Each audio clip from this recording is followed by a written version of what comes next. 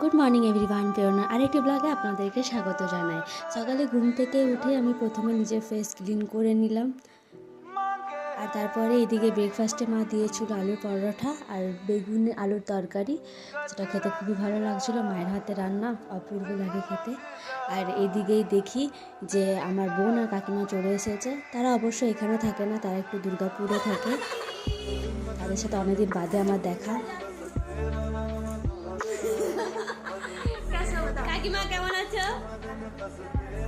আমি একদম ভালো আছি। যেহেতু বিয়ে বাড়ি আছে তাই এদিকে আমার বরের ফেস প্যাক লাগানো চলছে, আর এদিকে মাও দেখছি নিজের মুখ চর্চার জন্য লেগে আছে। তাহলে আমি ভাবলাম যে আমি কেন বাদ থাকি, তার জন্য আমি আমার নিজের মুখে ফেস প্যাক লাগানো স্টার্ট করে দিলাম। আর সেটা ক্লিন করেই আমি চলে এলাম আমার মেকআপ ব্রাশগুলো ধুতে। সেগুলো একটু অবশ্যই নোংরা ছিল, আর যেহেতু বিয়ে বাড়ি আছে তাই